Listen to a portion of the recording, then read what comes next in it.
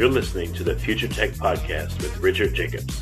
Future technologies such as artificial intelligence, stem cells, 3D printing, gene editing, Bitcoin, blockchain, the microbiome, quantum computing, virtual reality, and exploring space are much closer than you might think. In fact, many early versions of these technologies are in play right now, and the companies that are using these technologies are the focus of this podcast. My goal for you, the listener, is to learn from these podcasts. You may very well learn something that may change the course of your life for the better, steer you towards a new career, or give you insight into addressing a thorny medical problem. Remember, this podcast and its content is informational in nature only. No medical, tax, legal, financial, or psychological advice is being given. If you've enjoyed the podcast, please listen, subscribe, like, and tell your friends about it. Thank you.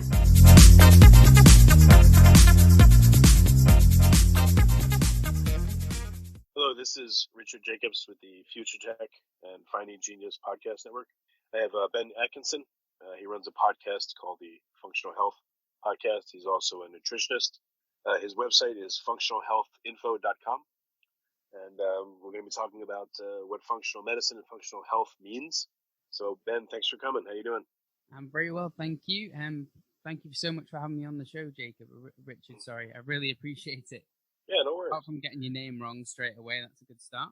Yeah, I mispronounce things all the time, and my kids make fun of me for it, so, no big deals. All right, well, tell me, usually, I've said this before, that people get interested in health, unfortunately, when something bad happens to them or someone they know or love. And, hopefully, if it doesn't kill them, then they have the chance to, get much more interested in health than they used to be and do something about it. So what's your origin story? Yes, you're absolutely right. Everyone who comes into this field seems to have their own personal story or like a battle with like a real tough chronic disease or health ailment. My story is a little bit different, I guess. I started getting interested in nutrition because when I was younger, I was just an overweight child trying to get leaner and trying to get fit. So basically I started, I guess my introduction to nutrition was going to the gym about the age of 16 and got introduced to a bodybuilder. And this bodybuilder put me on what's commonly known as like a cutting diet, if you've ever heard of one of those. So bodybuilders tend to go through these bulking and cutting phases where they have a surplus of calories to try and gain muscle, and then a kind of a negative caloric intake to kind of lose it. And what the diet that this guy gave me was a very high protein diet, low in fat and low in carbohydrates. So I was literally eating chicken and broccoli or chicken and green vegetables and a handful of nuts a day. So I got pretty lean by that point. So what I realized was the power of nutrition and what it could do for me aesthetically, but I didn't really know about anything else. And as I carried on with that diet, even though I looked leaner, I became exhausted. Obviously, when you're in a caloric deficit, you're not taking in any carbohydrates or fats for energy. I was knackered all the time. So when I got to university, even though I looked good, I felt awful. And what I wanted to do was like improve performance in the gym because I was going to the gym a lot. So I started eating more carbohydrates and fats. And as I improved performance in the gym, I actually increased my energy levels. I felt less fatigue and less brain fog because at the time I was drinking coffee, falling asleep in university, doing my biomedical degree, undergrad.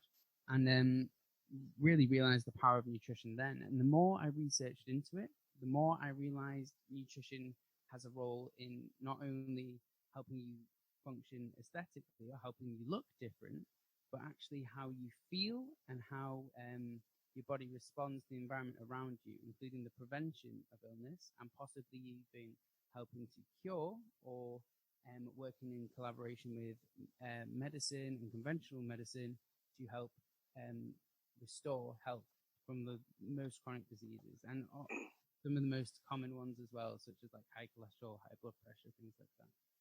I remember one time when I was drinking too much coffee, my wife made me a coffee and she took a picture of me because I fell asleep drinking it. There's a picture of me like sitting on the couch asleep with the coffee in my hand, almost spilling. I thought that was like pretty ironic. But if you have too much of it, that's it backfires and doesn't wake you up. It makes you tired, actually.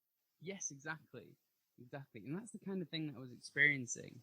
I mean, when you're younger, you're meant to be like thriving with energy. Everyone always tells me they had more energy when they were younger. But when I was 20, when I was 16, I had no energy at all. I was falling asleep multiple times a day, had to take naps. So, I really think nutrition was a big part in that, and probably too much coffee. And most people know that as you get older, I remember I used to work at this engineering firm, and I was 22, 23, and all the guys I worked with like 40s and 50s, and we'd eat lunch, and I would eat like crazy, and I would say, hey, aren't you going to eat that? Come on, guys. And they would say, you can't eat like this when you get older. You'll see.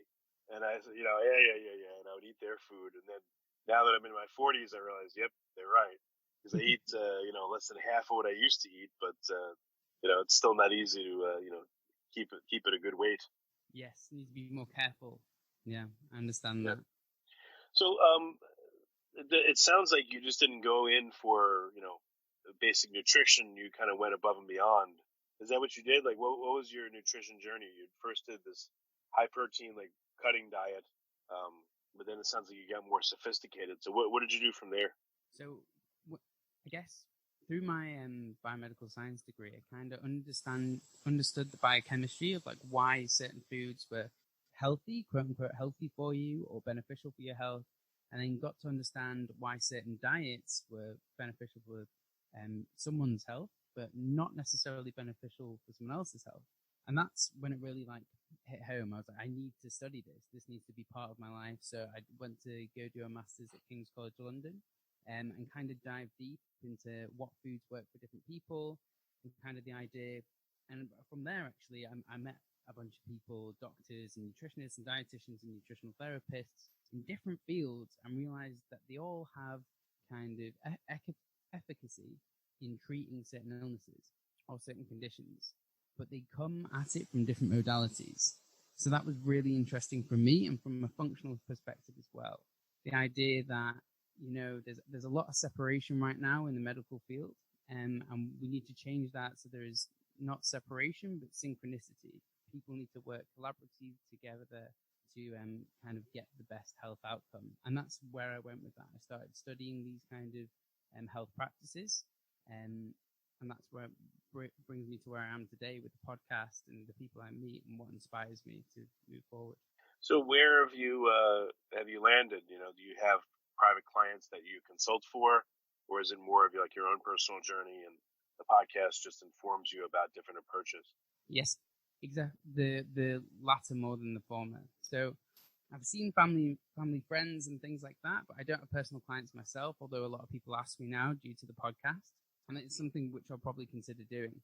But I'm so kind of ingrained into trying to build the collaboration up with different health practices and healthcare professionals that's my main focus right now. And I think I will eventually see clients, and I love people, so I'll be very excited to do so. But right now, it's not my main interest or main goal. So, how many people have you podcasted with, and what are some interesting anecdotes or things you learned from talking to them? Yeah, well, I'm in the very early stages of my campaign, so my podcast is certainly not like yours, Richard. But I've spoken to around 20 different people and that's ranged from like a fitness model talking about the difference between body dysmorphia and a healthy body image. And that's a topic which really isn't covered very much. All the way to culinary medicine. So Dr. Rupi Aujla talking about food and the power of food and teaching GPs how to cook so they can prescribe kind of diets and nutrients for individuals in their practice, which I think is hugely important as well. So a real spectrum of individuals. And I guess so they kind of vary, and I try not to take sides. I take a step back and let them speak about their expertise. But I've had people like Dr. Tom, who's completely anti-gluten, so thinks gluten is the root cause of a lot of autoimmune conditions and things like that. And I've had other people on who suggest it's not the case. And I think it highlights that we maybe need to work on an individual basis. The idea of personalized nutrition. Although there are certain elements to one's diet which you could say apply to everyone. I mean, you know yourself, sugar's not a good thing. Kind of polyunsaturated oils, because they're easily oxidized, can be detrimental to health. And fruits and vegetables on the whole are beneficial to your health. And that's due to the kind of phytonutrients and phytochemicals that they contain. that was actually a particular interest of mine when I was at university, because what I thought was quite profound is like, the array of phytochemicals in these foods. You've got fluoridin in the apple skin, you've got anthocyanidin in blueberries, you've got allicin in garlic, you've got, quercetin in onions, and the synergy of these chemicals lead to a greater health benefit than the sum of their parts. So that means eating these foods together lead to a greater health promoting effect than eating them alone. And I just thought that was hugely fascinating. But it's as I speak to these people and kind of learning more and more in this field, I just realized there's so much, even though basically we've only just scratched the surface in nutrition, and there's so much more to know, even though we think we know a lot already. Yeah, it's true. I wonder if at the very least, I know there were 4 avatars or 5 avatars that you could group people into. Even that, in terms of nutrition, would probably be a good start instead of just, one size fits all. I know a tremendous amount of research never goes into all these diets, eating protocols, and everything, but it still seems to be a one size fits all, no matter what the protocol is. So again, even a few different avatars would probably make it a lot better. Maybe the personalization at this point is just, maybe the science is not there, so that's what we have to do instead. I'm not sure. Just my thought. Yeah, no, I think it's a really valid point. Because right now it's, I guess, in the UK and the US, we kind of have government guidelines with what's possibly a very healthy diet for people. But I think people look at them as like, this is what I should be eating, and that is a healthy diet. And that's not necessarily the case for, quite a lot of the population sometimes. Depending on where you're from, I mean, rural Chinese individuals, they have greater levels of the AMY1 gene, and that means they can tolerate carbohydrates much better and digest them more. And you have different genes which contribute to different health outcomes. Like the ApoE4 gene means you can't really tolerate saturated fat, and you can get hypercholesterolemia. And if you eat too much saturated fat, it contributes to your risk of Alzheimer's and heart disease and things like that. So you really need to personalize diets, not just based on your genetics, but on a whole load of factors as well. And when you said about having avatars, I thought that was a great description, by the way, or a great kind of analogy or metaphor, however you want to put it. But there is some research coming out of Madrid. I think it's the University of Madrid. And they're looking at phenotypes. So trying to categorize people into different diets that are best suited to them. And they're doing this through a database at the minute. So they're running through the database to see what foods best suit certain genetic traits, I guess, phenotypically, so the way someone looks. So I would be hugely interested to see where that data leads. Yeah, a friend of mine, he did what's called the ALCAT Platinum test. It's a food sensitivity and allergy test. It tests like 320 different foods. Yeah, he said he didn't feel well. Yeah, he said he wasn't feeling good. He did the test, and some of the foods he didn't even think that, they didn't think bothered him at all. And he followed it, and he says he's feeling a lot better. So that's like one level of personalization. Another level is experimenting, trying different ways of eating and seeing how you feel. I mean, just how you feel is probably a pretty good gauge of how something affects you. And I don't think people pay attention to it very much. I know there's plenty of times I haven't. So I guess there's many ways for people to, to help themselves without having to just sit there and wait for genetics to come back or to be told by, some scientific publication. They can act now and do more. Yes, I absolutely agree. And I've said it before, like how you feel is such a good indicator. And, you said you didn't always kind of follow it yourself in terms of how you felt. And I did the exact same thing. I was eating different foods, but at one point I was eating tons of eggs. I was eating eggs every single day for breakfast, and they were just not agreeing with me. I felt bloated and had stomach cramps, etc. And was like, eggs are meant to be good for me. Well, this is what I thought at the time. And I was like, what's wrong with them? There's nothing like fibrous, which can cause stomach upset. So I was quite confused. But possibly what it was, I was eating too many of them, and my body just wasn't tolerating them anymore. And I think a lot of people could learn from, just because a food might be healthy for you, and that includes vegetables, nightshades, or fermentable fibers, so you think things like garlic. Just because it's defined as healthy doesn't mean it's best suiting you. If you're feeling, you have malaise, you feeling fatigue, you're bloated, maybe even though that food is a vegetable, it's not serving you, and you might just have to avoid it. Yeah, like I used to eat cashews all the time, and then I learned that they may or may not be good for you, and I realized when I would eat them, I would feel a little bit overfull and a little bit like not well. So I stopped eating them, and I felt a lot better. And it was just very subtle, but it was only when I paid attention to it and read about it a little bit, as just an example, something that affected me. Another strange thing is I noticed as I've gotten older, I would eat pineapple, and then my mouth would itch sometimes. Right, eat pork, and my mouth would itch. And I looked, and it's weird. There's this, I guess, this protein or something that's in pork and pineapple, and I looked on Google, and some people have that allergy. And one of my kids has it, like the pork and pineapple thing. It's weird.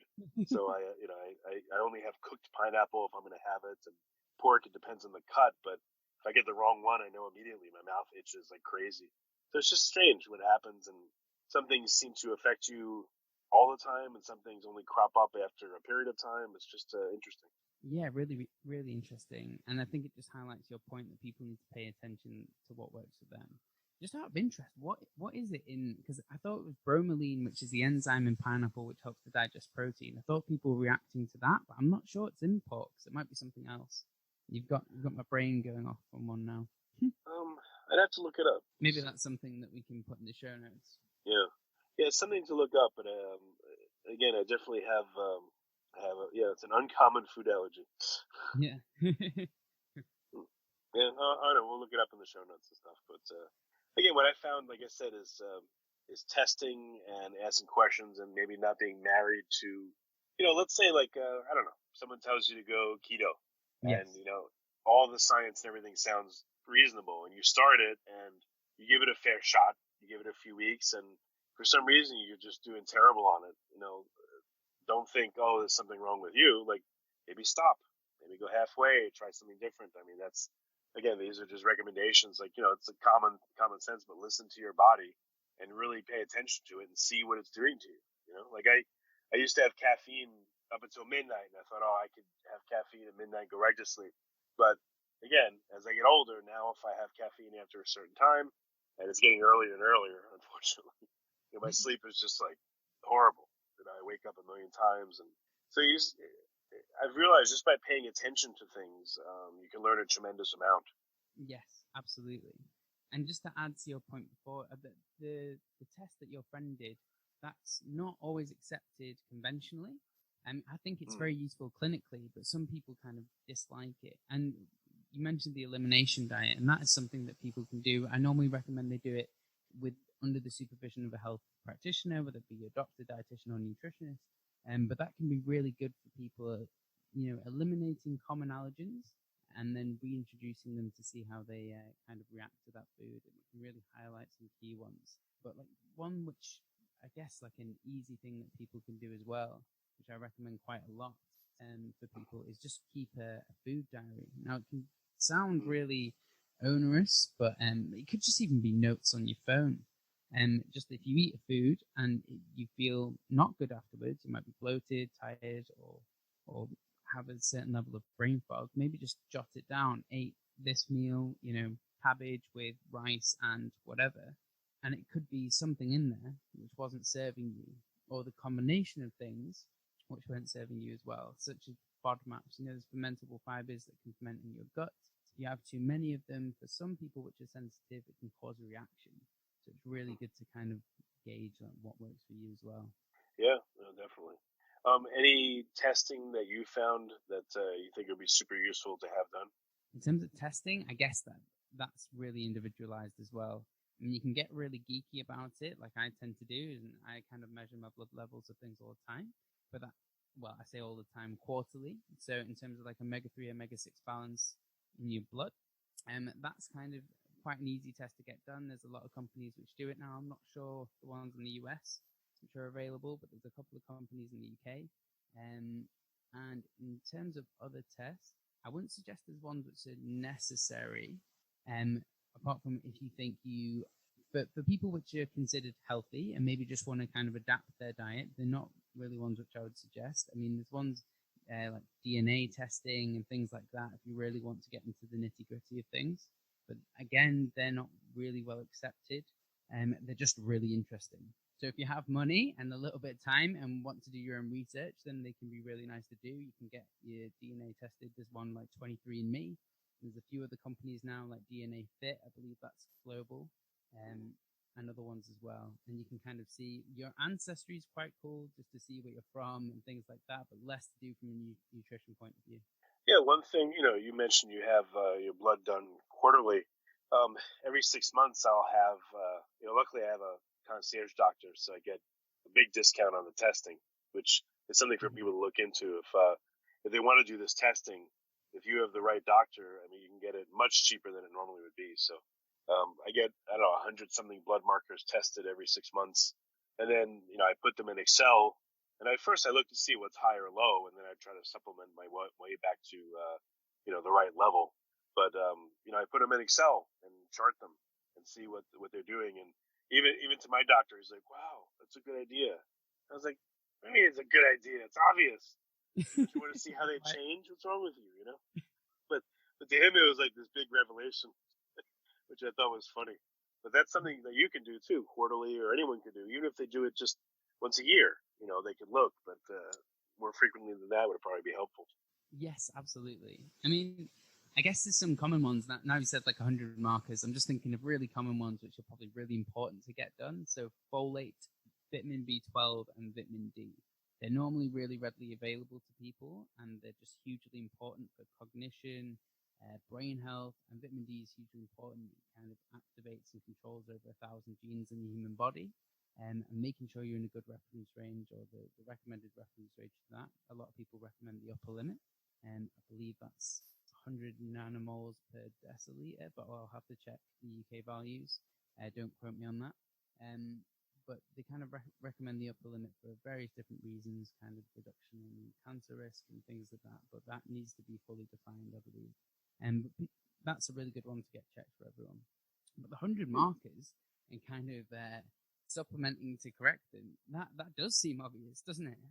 Yeah, most of them are fine, thank goodness, but there will be a few that are, one or two, sometimes more, that are off. So I've been supplementing to try to keep them in range. I figure that's at least a good start to do something like that. If this is low, supplement. I haven't solved the why of certain of them, but I've at least gone down that path to see what it'll do. So. Yeah, and I think that's empowering as well if you're able to change those markers. And I think people like being able to quantify things. So if we see numbers on a piece of paper and we're able to change that number by doing something ourselves, then that's powerful. It's empowering. And people can do that at home as well if they have access to these kinds of tests. Yeah. So any other, any changes to the way you do things? Have you changed how you handle your health or what you work on based on the podcast you've done? Well, right now I kind of just trying to optimize my energy levels as best I can. So, and training wise, so I'm trying to get back into the gym, especially because it's nearing the new year, or it is the new year, I assume, when this podcast is released. Mm-hmm. So trying to get back into training again, and really focus on kind of improving my energy levels throughout the day. So I can work full time as well as doing these podcasts on the side, go to the gym and actually see my friends and be, thriving and with them in the room and not thinking about something. So a lot that I do are kind of the 5 pillars of health. I focus on my nutrition, try and optimize my sleep through a bunch of different ways, and reduction of stress. I exercise a lot, and I try and nurture as many relationships as I can in the short period of time that I have to do that. So that's kind of what I'm focusing on from the podcast that I've done. In terms of friends, do you advise them or pick at them, or do you leave them alone, or do you just observe them and see what they're doing? Like, has that relation changed at all? It's such a good point. And I think because my friends know I'm a nutritionist, my really close ones might ask me about what I'm doing and what I find interesting, but they won't ask me advice on nutrition. And the ones I know less well, or probably aren't as close to, they tend to ask me a bit more. But I'll never pick at anyone. I feel like whatever people want to do, it's their own choice. I'll never force something upon someone. And what I've seen in the past, and I definitely was like that when I was younger, I used to really be like, this is the way you should eat. I used to be really into the ketogenic diet and be like, there's no other way. This is the only way. You know, I feel great on it and everyone should do it. And you just fall back into that remit of like, that, you know, there's no one diet that fits all. Some people feel terrible on that diet, but also if someone's not willing to change and they're not at the right time for them, you're not going to do it. And if anything, I feel, in my experience, you're going to push them away. So yeah, no, that's true. That's true. Yeah. I mean, I don't know about yourself. You went through a big health change yourself. You kind of, in my opinion, you might think otherwise. You need a catalyst to almost be like, right, I want to change now, rather than someone, you know, saying like this is the only way, and people tend not to buy into that. Yeah, I mean, sometimes you need a gun to your head, but that's what it takes. That's what it takes, you know. Yeah, absolutely. But what I tend to see that works best, if you give people the information, and not in a pushy way, then they're more likely to follow it than just preaching to them. Right. Well, very good. Well, Ben, where can people find your podcast, and how can they interact with you? Where should they go? So you can find me at the Functional Health Podcast, and you can find me on any kind of podcast platform. And if you want to leave a review on iTunes, that'd be hugely helpful for me. You can also find me at functionalhealthinfo.com and soon to be Instagram. And I think that is it. But I'll make sure we put all the links to social media in the show notes. But the development, I'll just quickly tell you a little bit. The platform and the website will have New Year, some articles, some ideas of what institutions you can go to if you want to learn more about nutrition and health, and if you want to become a practitioner yourself, and hopefully develop a way just to integrate everyone onto one platform in terms of health practices and health professions. That's great, Ben. Thank you for coming. Richard, it's been an absolute pleasure. Thank you so much for having me on, and I do hope we can speak again soon.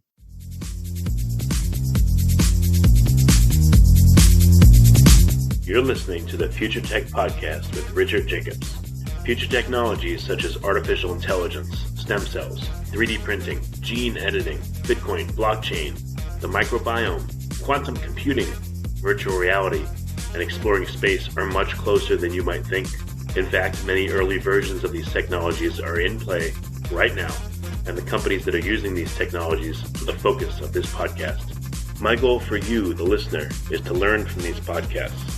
You may very well learn something that may change the course of your life for the better, steer you towards a new career, or give you insight into addressing a thorny medical problem. Remember, this podcast and its content is informational in nature only. No medical, tax, legal, financial, or psychological advice is being given. If you've enjoyed the podcast, please listen, subscribe, like, and tell your friends about it. Thank you.